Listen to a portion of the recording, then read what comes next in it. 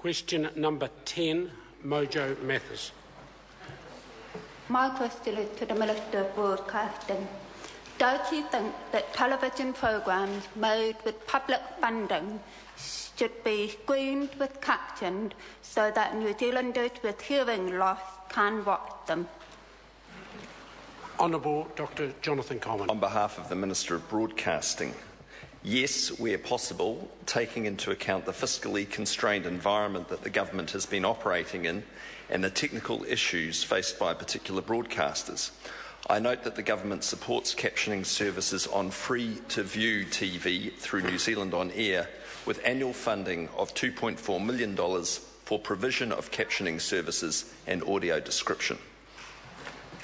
Supplementary question, Mojo Mathers.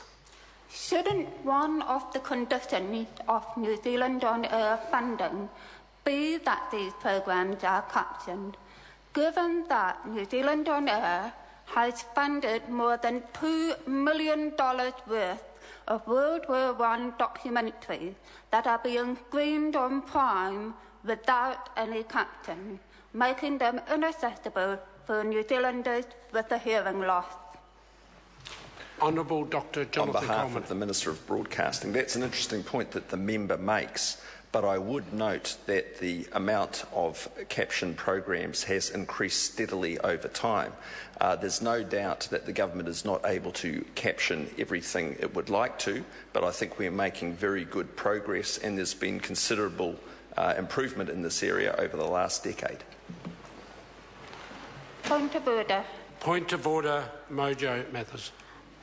My question was very specifically about making the public funding to produce programmes conditional to being captioned, and that includes Prime. That doesn't mean that the government has to fund it. Order.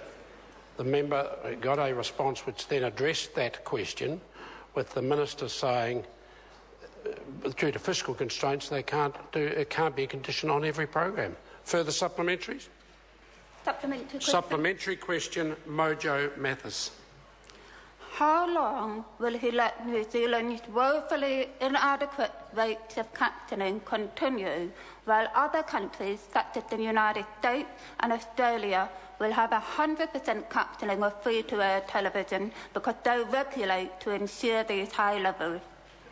Honourable Dr On behalf Jonathan of the Minister Coleman. of Broadcasting, I think the progress has actually been pretty good. We now caption 250 hours a week compared to 70 hours a decade ago. So progress is being made all the time. I'd also note that the choice of programs captioned is made in consultation with the deaf and hearing impaired community. So we are making definite progress in this area, but there's always more that can be done. Supplementary question. Supplementary question, Mojo Mathers. Considering that next week is Hearing Week, what assurance will he give to the hundreds of thousands of New Zealanders with hearing loss that public funds will not be used to pay for programmes that they can't watch? Honourable Dr Jonathan On behalf Coleman. of the Minister of Broadcasting, what I would note is that there's 35 hours of captioned television available on free-to-air television every day, which is more than one person can possibly humanly watch. So I think good progress is being made.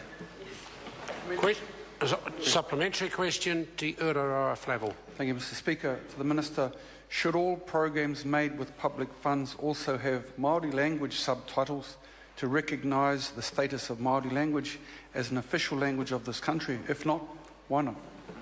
Honourable Dr Jonathan Coleman. But I don't believe that they should. Question number 11, Melissa Lee. Thank you, Mr Speaker. My question is to the Minister for Social Development and asks,